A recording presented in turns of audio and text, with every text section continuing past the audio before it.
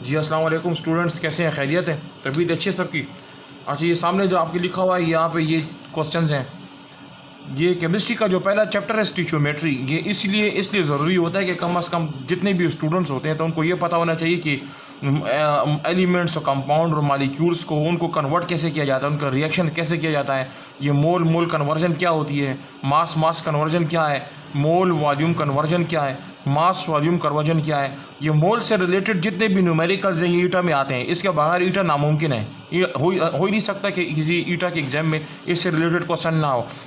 ये चार जो आपके पास नज़र आ रहे हैं फार्मूले, ये चार क्वेश्चंस हैं। उन चारों के मुताबिक जो सवाल जो ईटा में आते हैं उसके लिए आपने ये सारे फार्मूले याद रखने हैं। फॉर एग्जांपल ये 10 फार्मूले हैं, ये आपने याद रखने हैं। आपको कैसे पता चलेगा कि किस सवाल में कौन सा फार्मूला यूज़ हो रहा है? फॉर एग्जांपल ऐसा क्वेश्चन कि जिसके अंदर मोल और ग्राम का जिक्र हो, कोई ऐसा क्वेश्चन हो जिसमें ग्राम का और मोल का जिक्र हो, तो आपने फिर ये वाला फार्मूला यूज़ करना है। फिर अगर ऐसा सवाल कि जिसमें आपसे पूछा जा रहा हो, ग्राम मांग रहा हो, आपसे ग्राम मांग रहा है और मोल आपको दिया हुआ है, तो आपने ये वाला यूज़ करना है। और अगर आपसे वो मोल मांग रहा है और ग्राम दिया हुआ है, ये वाला सवाल है, कॉमन सेंस को यूज़ करना है। अगर आपको कह रहा है कि मालिक्यूलर मास मालूम करो, तो मालिक्यूलर मास को मालूम करने का ये फार्मूला है। अगर क्वेश्चन के अंदर आपको दिया हुआ है कि एटम्स दिए हुए हैं, मालिक्यूल भी दिए हुए हैं और आयंस भी दिए हुए हैं, इन तीनों में से कोई एक चीज़ जो है वो सब क्वेश्चन में दी जाती है, या एटम दिया जाता है, या आयन दिया जाता है, या मालिक्यूल दिया जाता है, इन तीनों में से कोई एक दिया जाता है, तो अगर या एटम हो या आयन हो या मालिक्यूल हो और साथ आपसे मोल मांगा जा रहा हो, तो आपने ये फार्मूला यूज़ करना है। अगर आपसे पूछ रहा है कि एटम मालूम करो, आयन मालूम करो, मालिक्यूल मालूम करो, तो तब आपने ये वाला फार्मूला यूज़ करना है। आपने क्वेश्चन में देखना है कि वो आपसे मांग क्या रहा है। अगर वो आपसे एटम मांग रहा है, आयन मांग रहा है, मालिक्यूल मांग रहा है, तो आपने फिर ये फार्मूला यूज़ करना है। अगर वो आपको कह रहा है कि मोल मालूम करो और इतने आयन्स हैं और इतने एटम्स हैं, इतने मालिक्यूल हैं और इस चीज़ का डेटा आपको दिया गया है, तो आपने इसको यूज़ करना है। इसका मतलब ये 5 फार्मूले हो गए हैं। इससे आगे जाते हैं। फॉर एग्जाम्पल यहाँ पर देख रहे हैं, अब मोल का वॉल्यूम के साथ जो ताल्लुक ये है, आपसे पूछा जाएगा 30 वॉल्यूम है तो मोल मालूम करो, तो उसका मतलब है आपने वॉल्यूम की कीमत यहाँ पे पुट करके आंसर आएंगे। इसी तरह अगर आपसे वॉल्यूम मांगा जा रहा है तो मोल की कीमत डाल के आपके पास आंसर आ सकता है।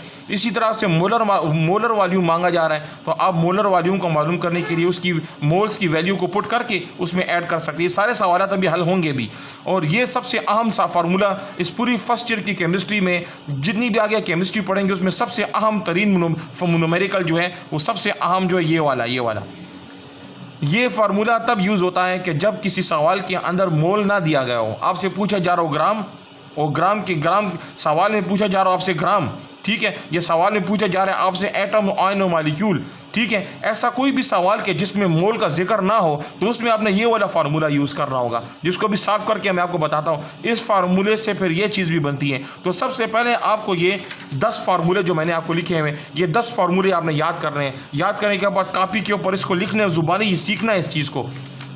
और इसी तरह ये वाला फार्मूला है, स्पेशली ये क्वेश्चन नंबर 9। अभी मैं एक एक सवाल करके आपको दिखाता हूँ। सबसे पहले आपके सामने सवाल आ रहा है, फॉर एग्जांपल शुरू में चले जाते हैं, जो स्टार्ट में मैंने आपको बताया ये वाला, ये इसमें लिखा हुआ है, इसमें क्या लिखा है कि मोल मोल कन्वर्जन से रिलेटेड क्वेश्चन किस तरह आएगा, ईटा में किस तरह आता है। तो पहले तो मैंने आपको बताया कि आपने फार्मूले याद रखने हैं। फार्मूले याद करने के बाद आपने देखना है। अब मैं सबसे पहले क्वेश्चन करता हूँ, मोल कन्वर्जन, मास कन्वर्जन। मोल कन्वर्जन का सवाल किस तरह आता है, इस तरह आएगा। ये आप देखें, फॉर एग्जाम्पल ये क्वेश्चन है आपके सामने एक क्वेश्चन आ जाता है मोल टू मोल, ये क्वेश्चन है, ठीक है। यहाँ पे ये एग्जाम्पल नंबर 2 है, मैं आपको एग्जाम्पल नंबर 1 करवाता हूँ, ठीक है। ये एग्जाम्पल नंबर 2 है, एग्जाम्पल नंबर 1 ये आपके सामने एग्जाम्पल नंबर 1 है। इस एग्जाम्पल नंबर 1 को मैं आपके सामने करता हूँ, फिर एग्जाम्पल नंबर 2 आपने करना है, और एग्जाम्पल नंबर 3 भी हम करेंगे और एग्जाम्पल नंबर 4 भी। अब यहाँ पे गौर से आप देखें, ठीक है, क्वेश्चन को गौर से आपने देखना है। यहाँ पे क्या लिखा है, मोल to mole example.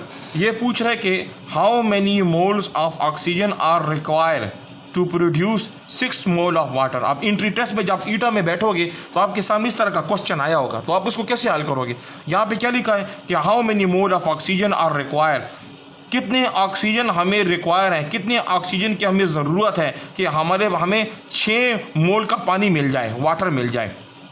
How many mole of oxygen, ये आपसे पूछा जा रहा है, ये सवाल है कि how many mole of oxygen require to produce 6 mole of water. तो इसका मतलब है कि पानी के 6 मोल। समझ आ रही है? ये कह रहा है कि कितना ऑक्सीजन के कितने मोल हमें चाहिए, ऑक्सीजन के कितने मोल चाहिए कि हमारे पास 6 मोल का पानी आ जाए। समझ आई आपको? ये आपके सामने रिएक्शन दिया जाएगा, ये रिएक्शन आपको दिया जाएगा। आपसे पूछा जा रहा है कि ऑक्सीजन के कितने मोल हमें चाहिए कितने, सवाल है कि कितने चाहिए, कितने मोल हमें चाहिए जिससे हमारे पास 6 मोल का पानी आ जाए। तो जब ये सवाल कर समझ आ जाए तो क्वेश्चन को आप देखें हल कैसे करेंगे। यहाँ पे क्या लिखा हुआ है? ऑक्सीजन, ठीक है। यहाँ पे ऑक्सीजन का मॉलिक्यूल लिखा हुआ है। तो यहाँ पे अभी ऑक्सीजन के कितने मोल हैं, टोटल कितने मोल हैं? 1 है। यहाँ पे लिखो कि 1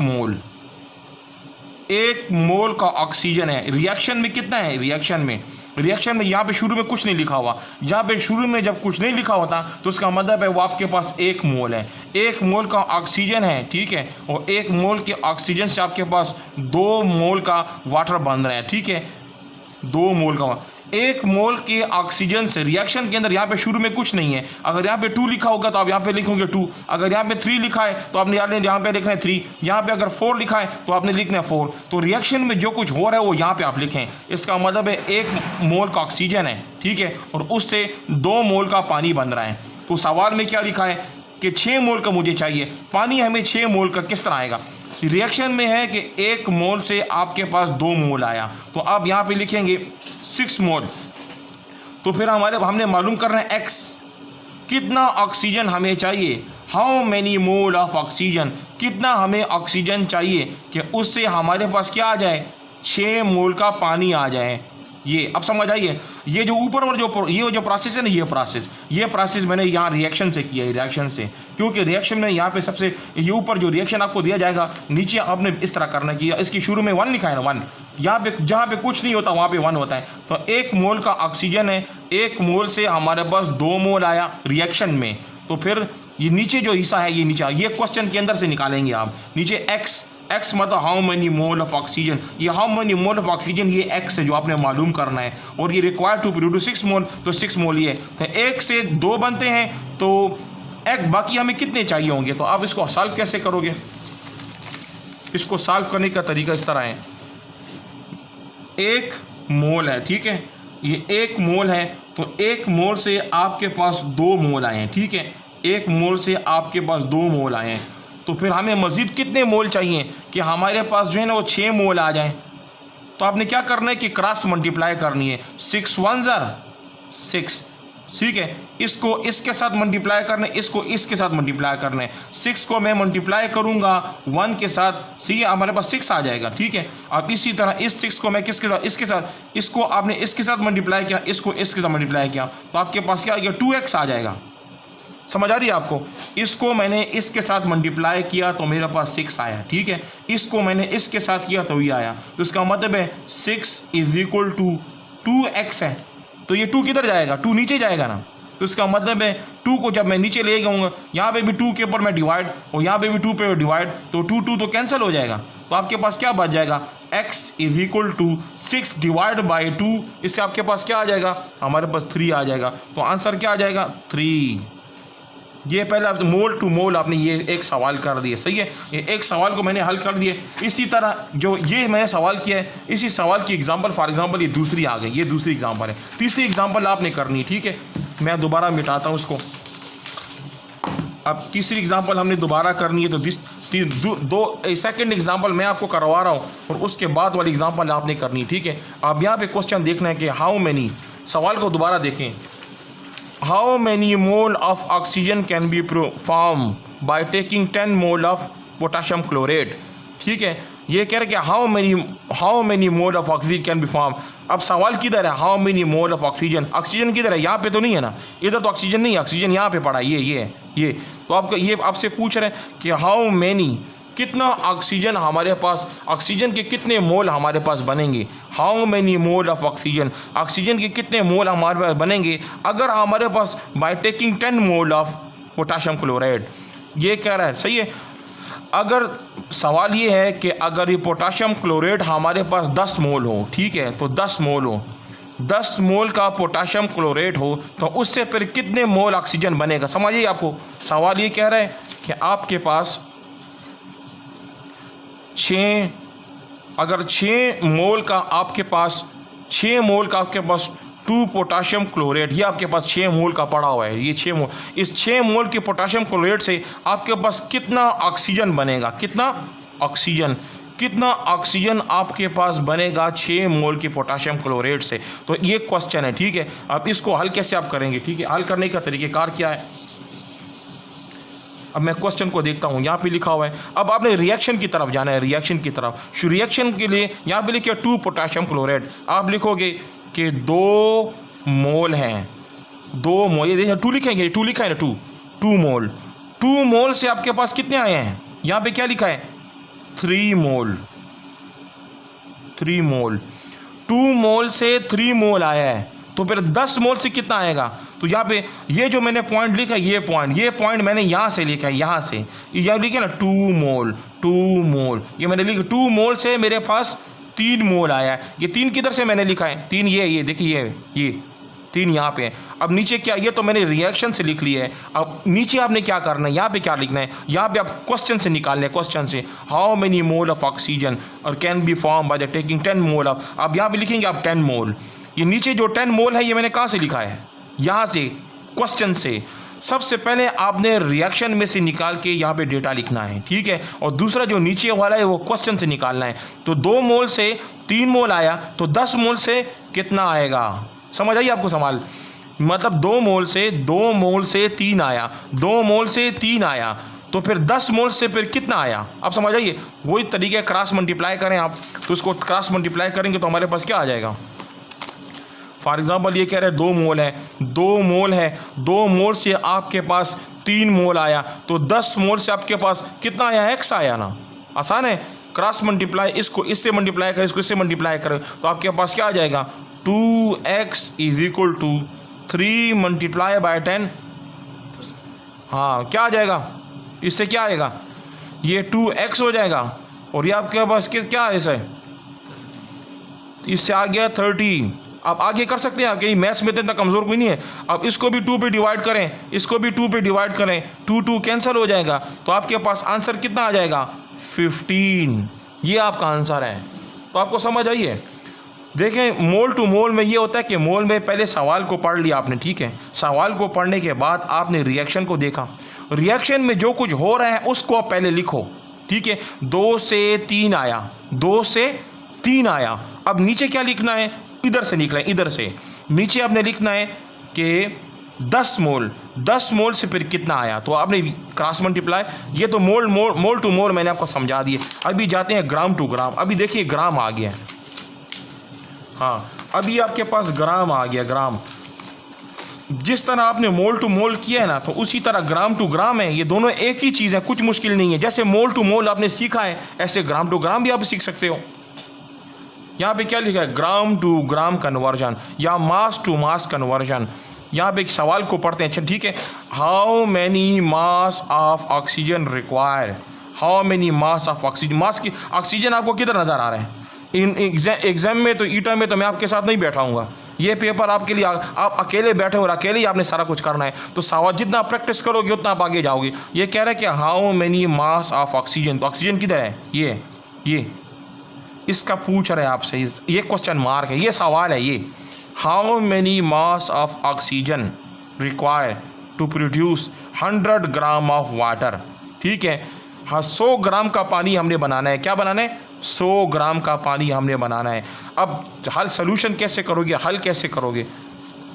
सवाल ये कह रहा है कि ऑक्सीजन की कितनी हमें ज़रूरत पड़ेगी, ऑक्सीजन की हमें कितनी ज़रूरत पड़ेगी कि हमारे पास जो पानी है 100 ग्राम का हो। समझ आ रही है, ऑक्सीजन की हमें कितनी ज़रूरत पड़ेगी, ऑक्सीजन की हमें कितनी ज़रूरत पड़ेगी कि हमारे पास 100 ग्राम का पानी आ जाए। तो इसको सॉल्व करने का तरीका किस तरह है, आपने लिखना है। अब सबसे पहले आपने रिएक्शन की तरफ देखना है, रिएक्शन को।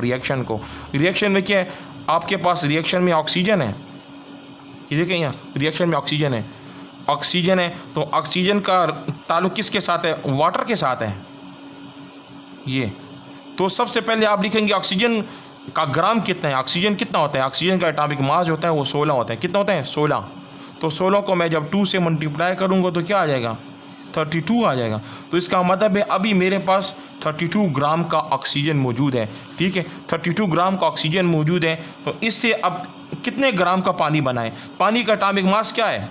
पानी, वाटर जो होता है water, 2 multiply by 1 is equal to 2, और ऑक्सीजन जो है वो 16 है, तो क्या आ जाएगा?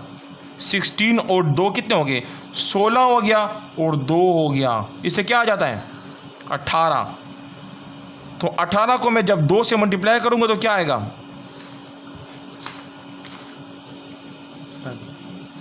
18। अच्छा ये 18 है, 2 है, 18 32। अब 18 को जब 2 के साथ हमने मल्टीप्लाई किया सर आज, अच्छा कैलकुलेटर आपके पास होगा, तो आपने क्या काम करना है कि आपने 18 को 2 के साथ मल्टीप्लाई करना है, तो इससे आपके पास जो आंसर आ जाता है उसी आंसर को आपने यहाँ पे लिखना है। फॉर एग्जांपल 36 है, तो 32 ग्राम से 36 ग्राम आया। क्या आया? 32 ग्राम से 36 ग्राम आया, 32 ग्राम से 36 ग्राम आया। तो यहाँ पे आपने क्या लिखना है?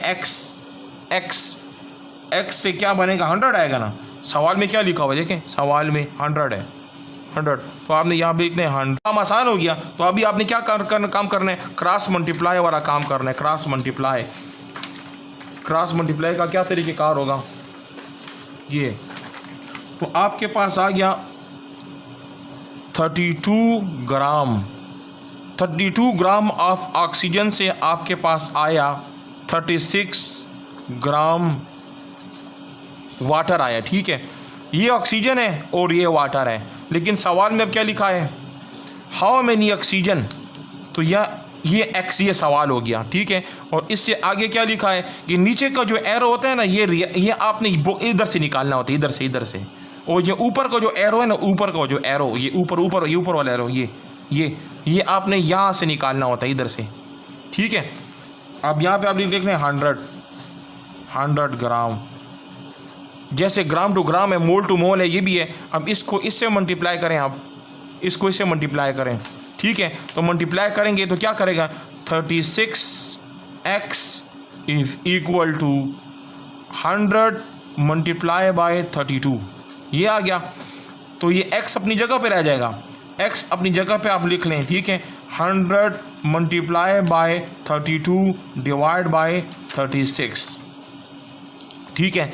अब इस कैलकुलेशन के ज़रिए जो भी आपका आंसर आएगा वो इसका आंसर आएगा। इसका मतलब कैलकुलेटर आपके पास मौजूद है, टाइम को आपने सेव करना है। मेरा तरीका, मैंने आपको तरीका समझा दिया, ठीक है। ये इसकी एग्जांपल है, मोल टू मोल, ग्राम टू ग्राम को आपको समझ आ गई। अब आगे चलते हैं, मज़ीद आगे जाते हैं।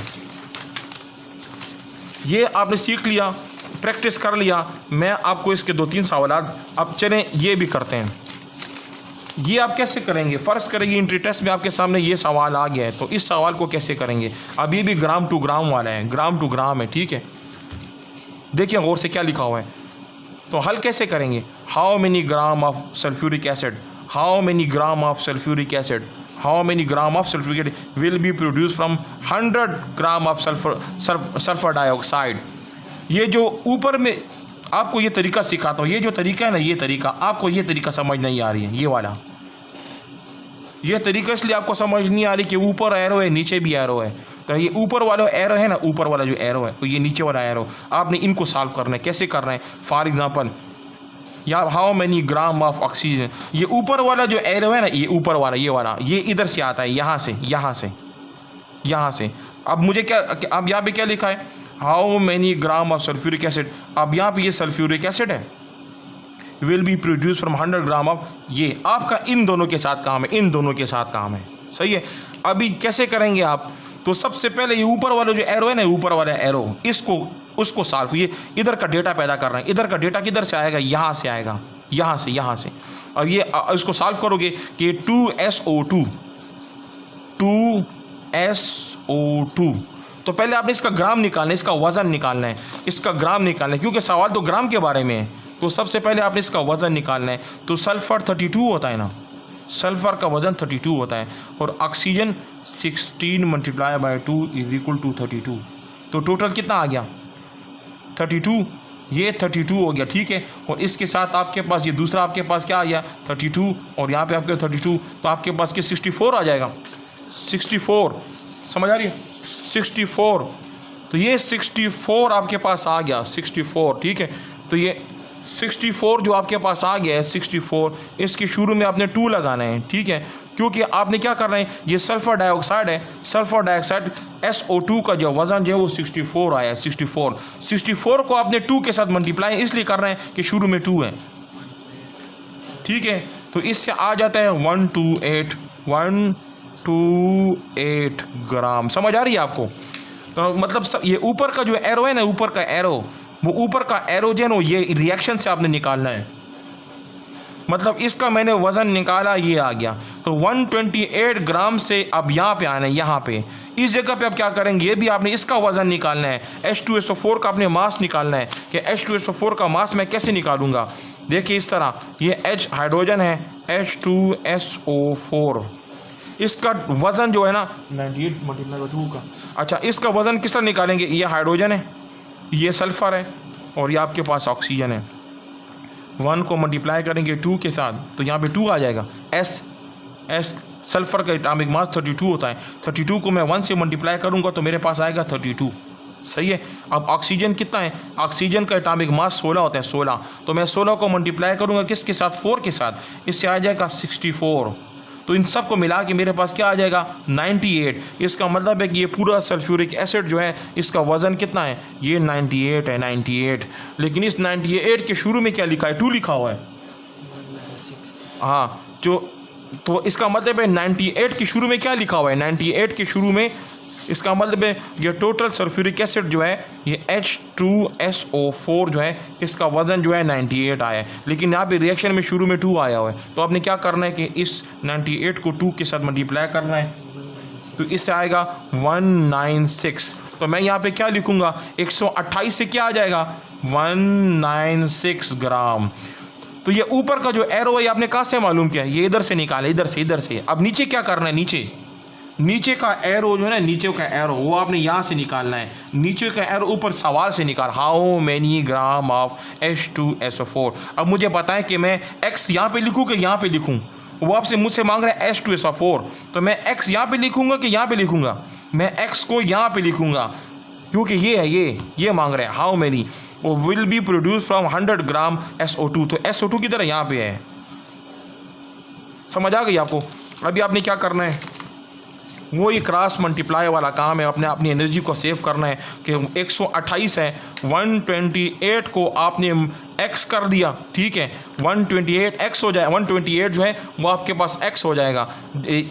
इस 128 को आपने इसके साथ करना है और 196 को इसके साथ करना है। तो 196 मल्टीप्लाई बाय 100, समझ आ रही है आपको? तो x को मैं अपनी जगह छोड़ दूंगा, x अपनी जगह अकेला रह गया। 196 को मल्टीप्लाई किया 100 के साथ और उसको डिवाइड किया 128 के साथ, इससे जो चीज़ आ जाएगा वो आपका जवाब होगा। वो समझ आई आपको? ये तरीक़ेकार है, समझ आ गई? अब फॉर एग्ज़ाम्पल मैं आपके लिए एक सवाल लिखता हूँ, उसको आप अभी हल करें। मैं यहाँ पे आपके सामने ऑनलाइन करता हूँ, ये मोल टू मोल या ग्राम टू ग्राम का कोई भी क्वेश्चन आपके सामने आ जाता है। For example what gram of ammonia produce from 10 gram of nitrogen। ठीक है, अब ये सवाल आ गया मिसाल, यहाँ पे देखिए कि what gram of ammonia produce from the 10 gram of nitrogen, और आपको रिएक्शन दिया जाए कि यहाँ पे N2 है और यहाँ पे 3H2 है, ठीक है, तो इससे आपके पास अमोनिया। अब ये क्वेश्चन मैंने बना दिया तो आप कैसे हल करोगे? वो एरो के जो 2 तरीके हैं, एक तरीका ये वाला है और एक तरीका ये वाला है, ये आप कैसे करोगे? आप इस तरह करोगे, ऊपर वाला जो एरो है ना, ऊपर वाला एरो इसका रिएक्शन के साथ ताल्लुक है, रिएक्शन के साथ, इधर, सही है। अब यहाँ पे लिखे what gram of ammonia produce from 10 gram of nitrogen. तो आपका काम किसके साथ है? नाइट्रोजन के साथ है, हाइड्रोजन के साथ नहीं है। सवाल में नाइट्रोजन लिखा हुआ है तो आपने नाइट्रोजन के साथ ही काम करना है। यहाँ पे नाइट्रोजन कितना ग्राम है? ग्राम कितना है? 1 ग्राम है। आपको कैसे पता चलेगा ये 1 ग्राम है? आपने सबसे पहले इसका अपना ग्राम निकालना है कि फॉर एग्जाम्पल मैं नाइट्रोजन है तो नाइट्रोजन का एटॉमिक मास कितना है? 14 एटॉमिक मास नाइट्रोजन का 14 होता है। 14 को जब मैं 2 के साथ मल्टीप्लाई करूंगा तो क्या आ जाएगा? 28, समझ आई, 28। तो आप यहाँ पे लिखो इस एरो के ऊपर, ये जो नीचे जो है आपने जो आपको समझ नहीं आ रही है, तो सबसे पहले वाला जो एरो ना, सबसे पहले वाला एरो वो 28 आपके पास आ गया, ये आ गया 28 तो आ गया। तो फिर इसके साथ आप क्या करोगे, इसका भी ग्राम निकालोगे ना। यहाँ पे आपके पास नाइट्रोजन है, अमोनिया है, अमोनिया तो अमोनिया 14 होता है, ठीक है, ये तो अमोनिया हो गया। यहाँ पे हाइड्रोजन है, तो हाइड्रोजन आपके पास टोटल कितने हैं, 3 हैं। इसको मैंने प्लस किया 3 के साथ, तो मेरे पास कितने आ गए बताएं आप, 17 आया ना, 17 मतलब इसको 14 हो गया और 3 हो गया, 14 और 3 ये आपके पास क्या हो जाएंगे, 17 हो जाएंगे, 17। लेकिन 17 के शुरू में तो 2 भी है, तो 17 को जब 2 के साथ जब हम मल्टीप्लाई करेंगे, आप बताएं क्या होगा, दिमाग में कैलकुलेशन करें। अगर 17 को मैं 2 के साथ मल्टीप्लाई करूंगा तो आपने अपने टाइम को सेव करना है, तो क्या आएगा 34, फायदा आ गया 34।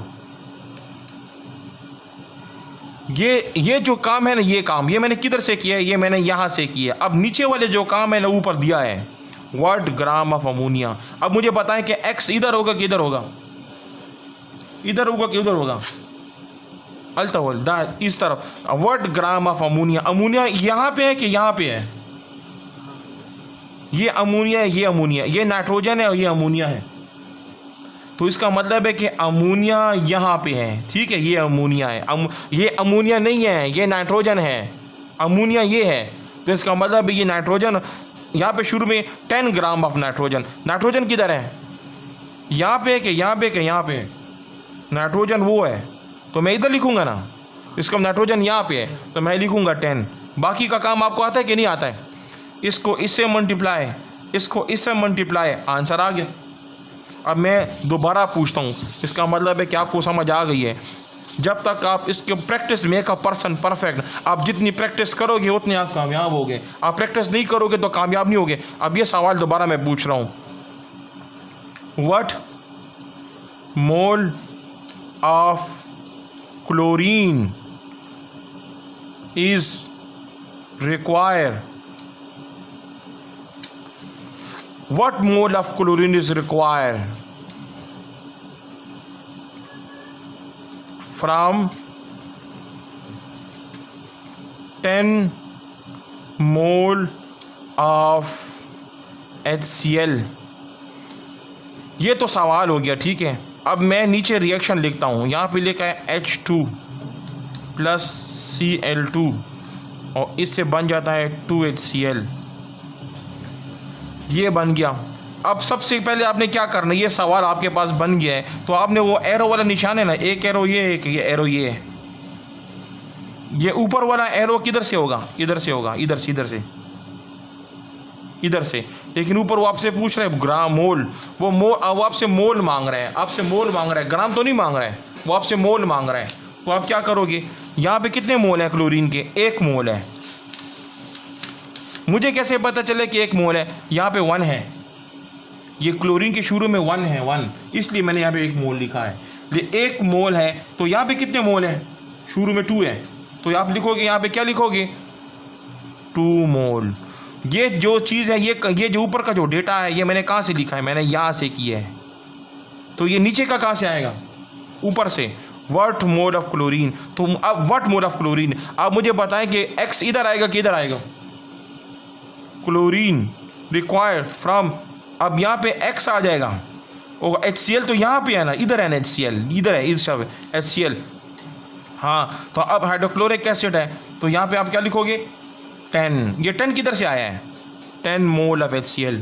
अब आगे तो आसान हो गया, अब आगे इसको इससे मल्टीप्लाई करो, 10 हो जाएगा x, तो आंसर खुद सोचो क्या आएगा, कि 10 को मैं इसके साथ आंसर आएगा 5। MCQs इस तरह हल होता है। तो ये जो एरो है ना, ये 2 एरो जो मैंने आपको बना के दी, ये 2 एरो, ये पहले वाला एरो आपने यहाँ से निकालना है, यहाँ से, दूसरे वाला यहाँ। समझ आ गई आपको, मोल टू मोल। आप अच्छा समझ अगर आ गई है तो फिर ये वाला कर करो। अब मोल को हटा के मैंने ग्राम को लेके आता हूँ। What gram of nitrogen will be produced by burning of 10 gram of ammonia. ये सवाल हो गया, ठीक है। नीचे मैं इसका रिएक्शन करता हूँ, नीचे मैं रिएक्शन करता हूँ। रिएक्शन है कि 10, यहाँ पे मैंने लिख लिया अमोनिया, ठीक है। इस अमोनिया को मैंने जलाया और इससे मेरे पास आ जाएगा 2 नाइट्रोजन 3H2। अब वो एरो का जो तरीका है वो तो आपको नहीं आता ना। अब आप इसको कैसे हल करोगे? अब यहाँ पे आ गया, कहते हैं कि 1 gram of nitrogen will be produced by burning of 10 gram of ammonia. तो अब सबसे पहले वो एरो का निशान, एक एरो का निशान ये है, ठीक है, और एक एरो का निशान ये है। आपको ये नहीं आता है, आपने सबसे पहले ये पहले वाला एरो है, ये कहाँ से करोगे आप? रिएक्शन से करोगे ना, रिएक्शन से।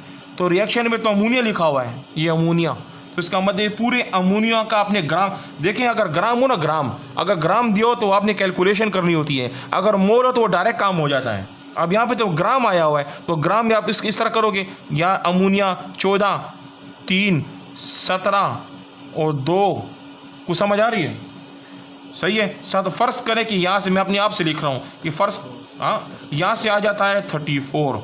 अब इधर क्या करेंगे, 10 ग्राम ऑफ अमोनिया। अब यहाँ पे बात नाइट्रोजन की हो रही है, ठीक है, बात जो है वो नाइट्रोजन की हो रही है, तो आपने नाइट्रोजन पर फोकस करना है। तो यहाँ पे नाइट्रोजन है ना, हाइड्रोजन ही नाइट्रोजन, तो 10 ग्राम है, तो यहाँ पे 14 को आप मल्टीप्लाई करोगे 2 के साथ, तो क्या आ जाएगा 28। सही है, 28।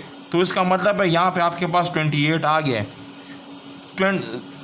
34 ग्राम से 28 ग्राम आ गया। अब नीचे वाला एरो किसके साथ ताल्लुक है? नीचे वाले एरो का सवाल के साथ है 1 ग्राम ऑफ नाइट्रोजन। तो मैं एक्स इधर लिखूं कि इधर लिखूं? 1 ग्राम नाइट्रोजन कहाँ पे है? इधर है, इधर है, इधर किधर है? ये अमोनिया है, ये नाइट्रोजन है और ये हाइड्रोजन है। तो आपने यहाँ पे लिखना है, यहाँ पे, और इस तरफ क्या करना है, ठीक है, इस तरफ क्या लिखना है, ये क्या यहाँ पे क्या लिखना है? क्वेश्चन में क्या लिखा हुआ है?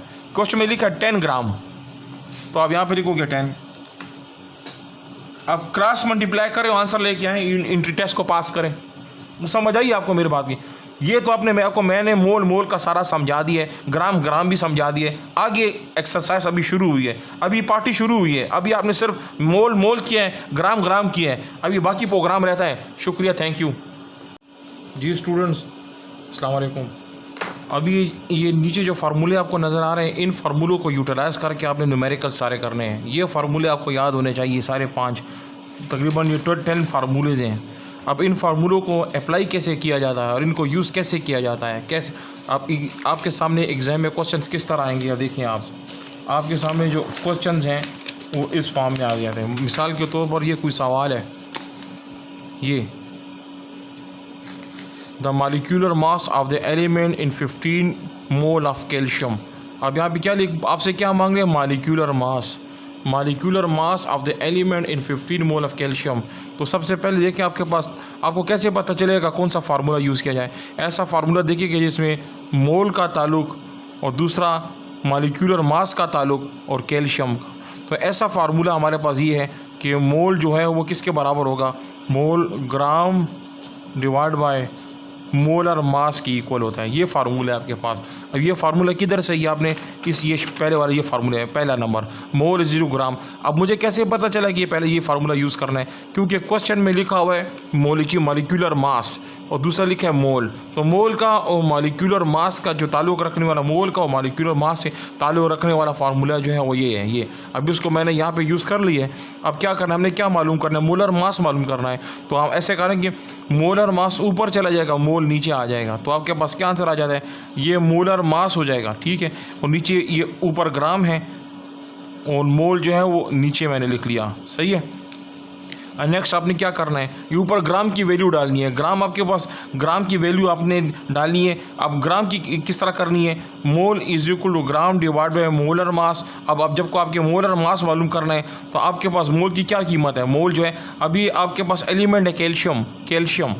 तो कैल्शियम का एटॉमिक मास आपको आता है, कैल्शियम का जो एटॉमिक मास होता है वो कितना होता है 40 कैल्शियम का एटॉमिक मास होता है। तो मैं क्या लिखूँगा 40 कैल्शियम का एटॉमिक मास 40 लिख लूँगा, ठीक है। और नीचे आपने क्या लिखना है, यहाँ पे 40 लिखने के बाद आपने नीचे लिखना है मोल। अब मोल आपके पास क्या है 15, ये 15, तो 40 को 15 के साथ डिवाइड करेंगे तो आपके पास इसका आंसर आ जाएगा, ठीक है।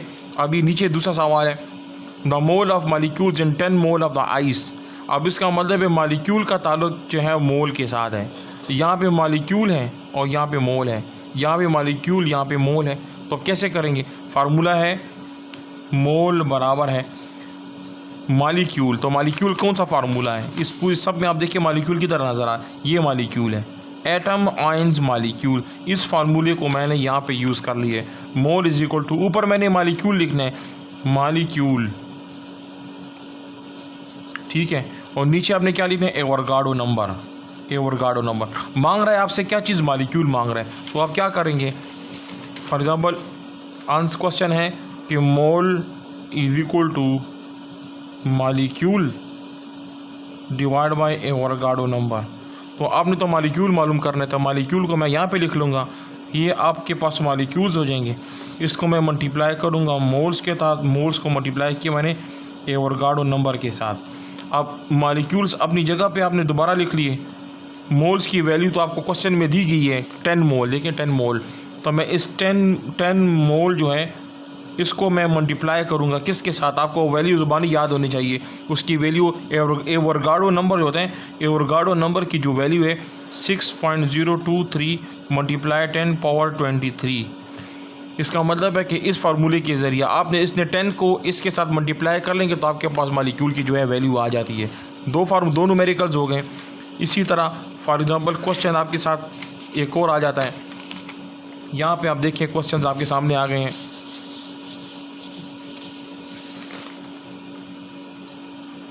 ये क्वेश्चंस हैं, यहाँ पे लिखे मोल्स इन 3.00 मल्टीप्लाई 10 पर आयंस इन सल्फर। अब मुझे कैसे पता चलेगा मैं इसके लिए कौन सा फार्मूला इस्तेमाल करूँ।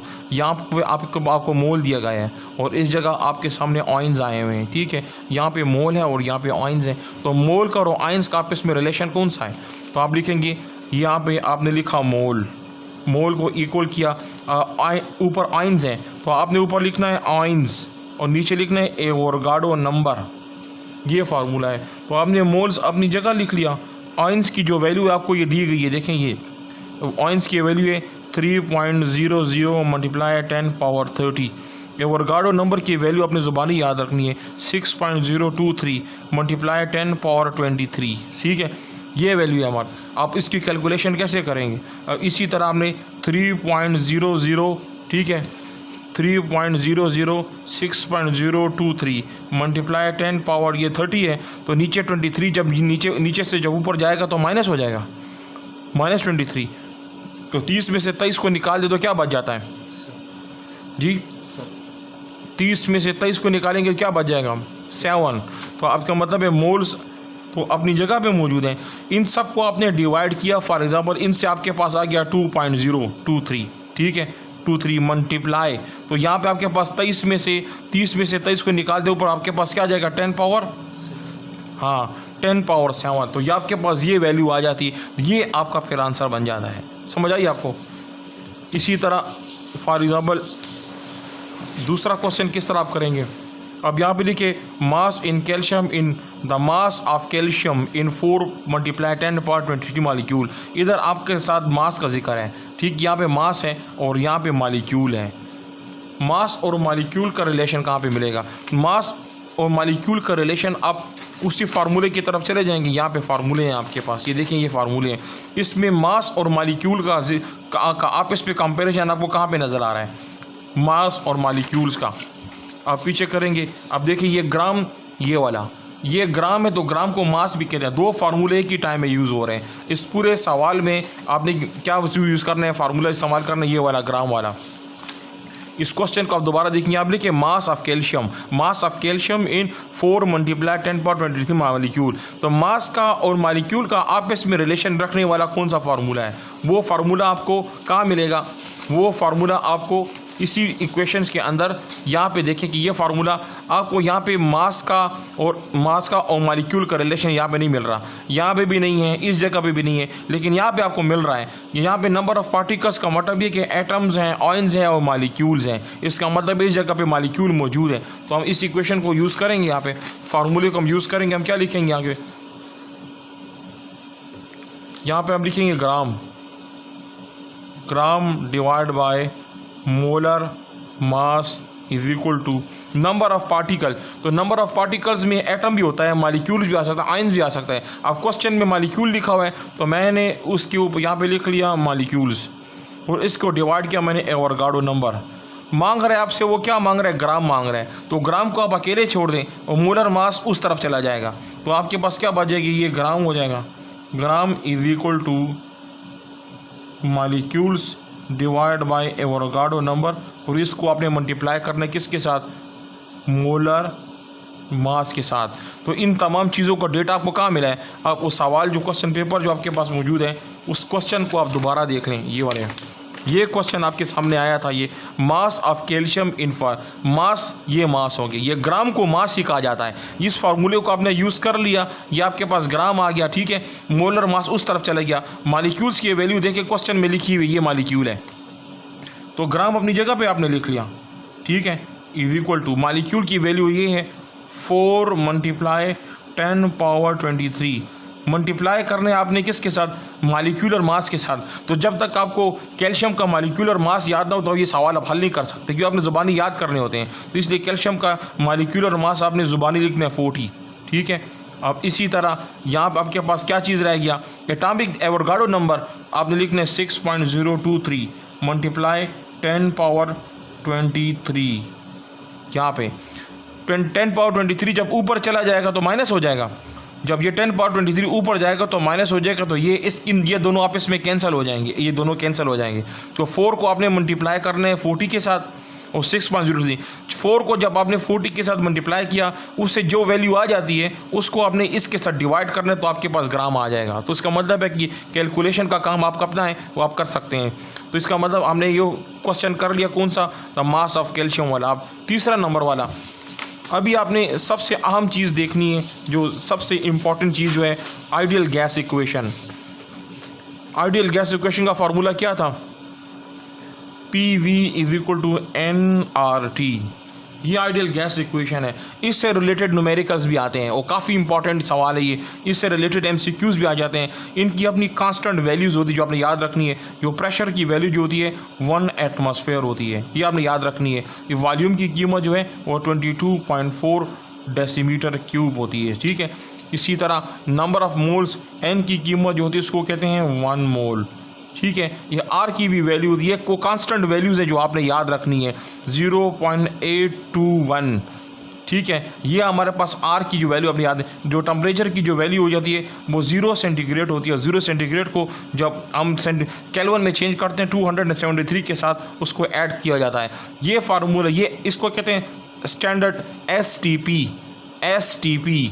जब आपको ये STP की ये वैल्यू ज़ुबानी याद होंगी तो आप सारे न्यूमेरिकल्स कर सकते हैं। अब इनको जिधर भी STP का नाम आ जाए, इसका वर्ड आ जाए, तो आपने इन कांस्टेंट वैल्यूज़ को अपने दिमाग में याद रखना है, ठीक है।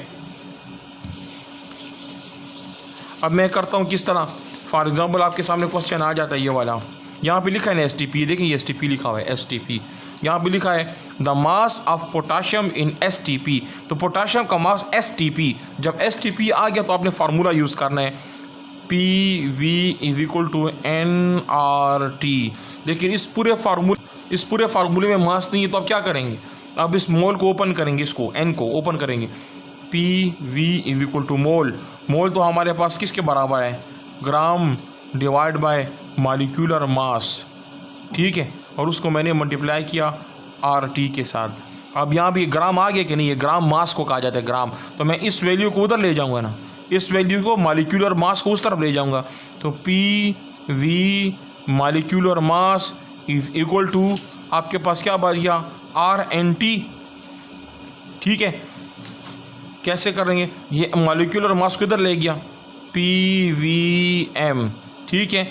PVM इज इक्वल टू आगे क्या बच गया, आपके पास ग्राम बच गया है, ग्राम R एन टी। तो आपको क्या मालूम करना है, ग्राम मालूम करना है, तो आर टी की वैल्यू नीचे चले जाएगी, P V M divide by R N T is equal to gram. तो ये आपके पास ग्राम आ गया, तो आपने ग्राम मालूम करना था, ये सवाल था। Mass of potassium in STP, STP को इस्तेमाल करके आपने ये आइडियल गैस इक्वेशन को यूज़ किया है। आइडियल गैस इक्वेशन को यूज़ करने के बाद हमने इस इक्वेशन को खोला है। जब इसको खोला तो हमें नंबर ऑफ मोल्स को खोल के ग्राम मॉलिक्यूलर मास आया, इसमें हमें ये ग्राम चाहिए था। मास का मतलब ग्राम, मास का मतलब क्या होता है, मास का मतलब जो है वो ग्राम होता है, ग्राम।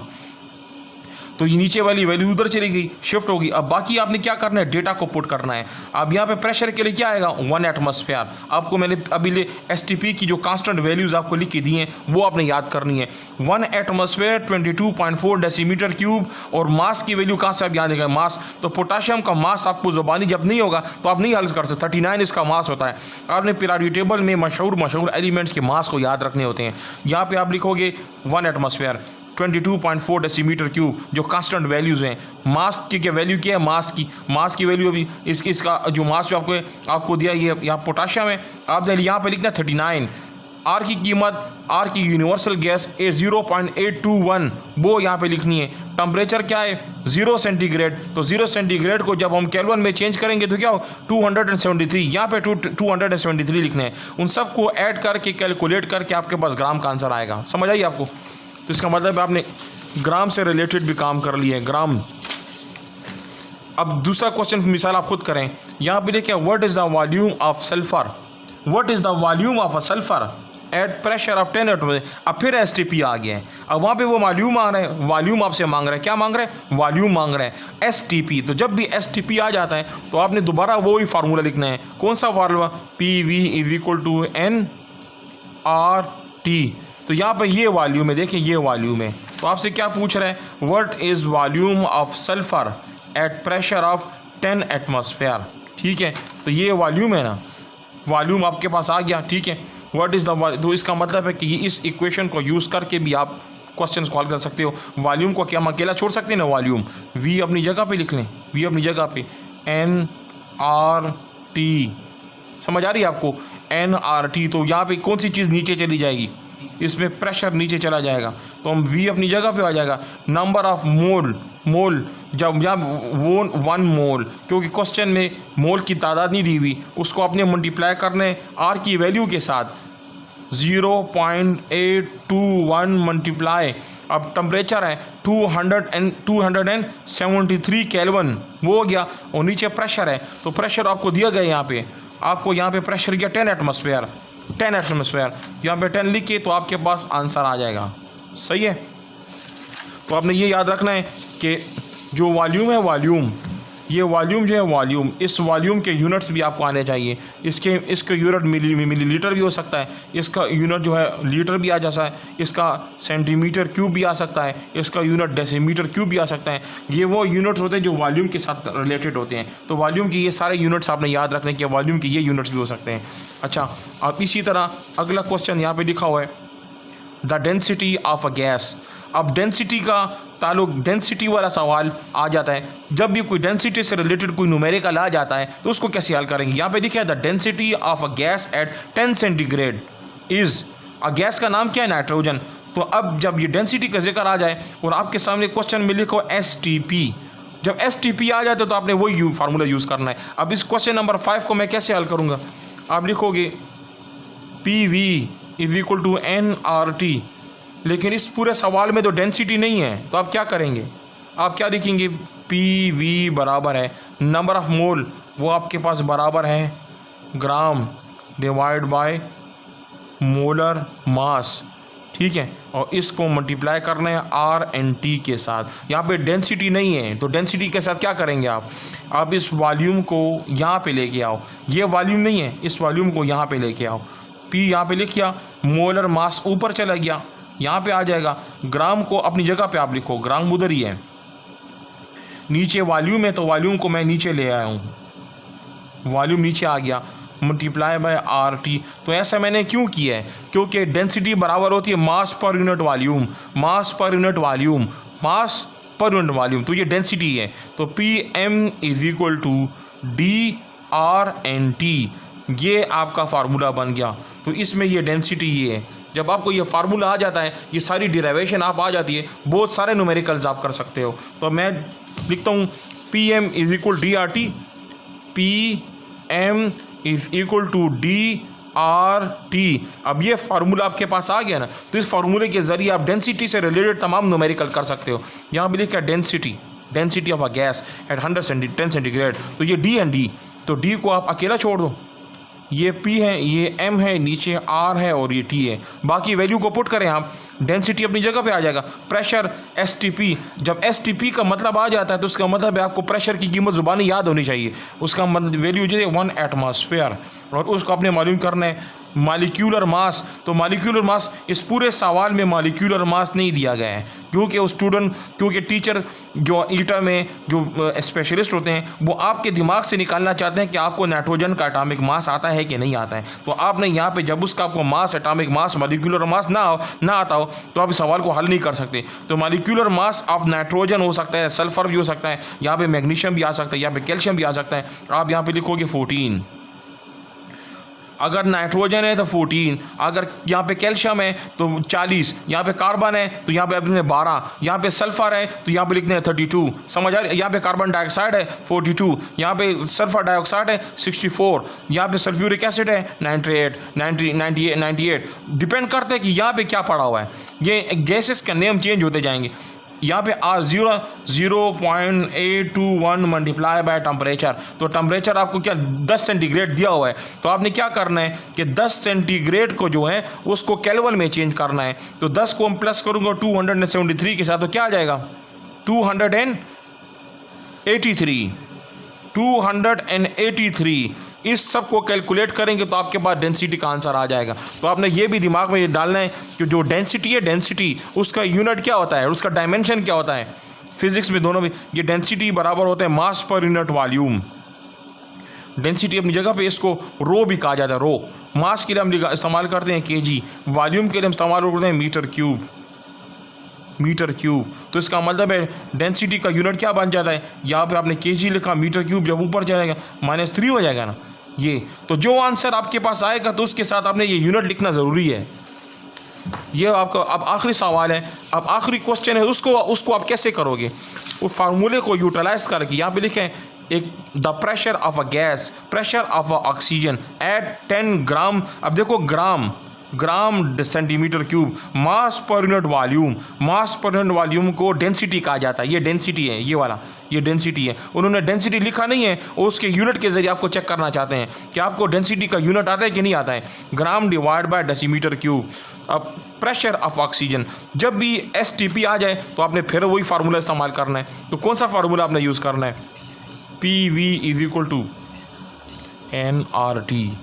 ये फार्मूला है। इस फार्मूले के ज़रिए आप डिराइव करके इस सवाल को भी आप हल कर सकते हो। Pressure of oxygen at 10 gram. अब लेकिन यहाँ पे तो डेंसिटी लिखा हुआ है, तो आप खोलोगे ना इसको, नीचे तक जाओगे तो आप क्या करोगे, वही पिछले वाला तरीका जो है, PV is equal to number of mole को खोला, मैंने लिखा gram divide by molar mass multiply by RNT, और V नीचे चला गया। याद आया आपको, ये V नीचे चला जाता है। ये समझे कि V मैंने यहाँ पे ले किया और नीचे जो है वो ऊपर आ गया, ये PM हो जाएगा। तो ये सारा हमारे पास क्या जाएगा, मास पर यूनिट वॉल्यूम डेंसिटी है। तो PM is equal to DRT। अब मुझे क्या मालूम करना है, प्रेशर मालूम करना है। तो ये M किधर चला जाएगा, ये M नीचे चला जाएगा। तो इसको मैं मिटा के M को नीचे ले आऊँगा, ठीक है। तो आपने डेंसिटी की वैल्यू डाल दी, ये देखो ये डेंसिटी की वैल्यू है, ये इसको पुट कर दिया। R की वैल्यू आपको ज़ुबानी याद है, और टेम्परेचर 273 केल्विन वो डाल दिया। मोलर मास, अब ये M है, M मोलर मास है। तो जब तक आपको ऑक्सीजन का मास पता नहीं है, ऑक्सीजन का मास 16 है, ठीक है। यहाँ पे नाइट्रोजन आ सकता है, कार्बन आ सकते हैं, सल्फर आ सकता है। एक पीरियोडिक टेबल के 110 एलिमेंट में कोई भी एलिमेंट इस जगह पे आ सकता है। तो जब तक आपको उनके मास याद नहीं होंगे आप ये सवाल नहीं कर सकते, ठीक है। तो ये आपने फार्मूले याद रखने हैं। मिसाल के तौर पर मैंने यहाँ पे एक न्यूमेरिकल लिख दिया है, एक सवाल आ गया यहाँ पे लिख लिया, the mass of nitrogen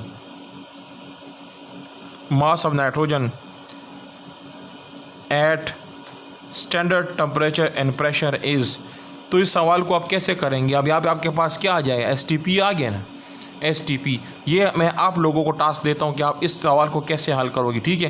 please इसके हो सकता है इसमें आपको डेंसिटी दियो और वैल्यूज़ भी, तो PV = NRNT। तो ये सवाल इधर से भी हल नहीं होता है। क्यों नहीं हल होता? ये क्रॉस है इस पर, नहीं, क्यों इसमें मास नहीं है। तो आप क्या करोगे? इसको ओपन करोगे, ग्राम करोगे, ग्राम डिवाइड के मोलर मास करोगे, मास की वैल्यू को एक तरफ करोगे, बाकी सारी वैल्यूज़ को उस तरफ लेके जाओगे और आपके पास आंसर आ जाएगा। इसका मतलब इसको अपने को ओपन करना होता है, ठीक है। बाकी एक्सरसाइज मैं आपको सेंड कर देता हूँ, ठीक है। Thank you.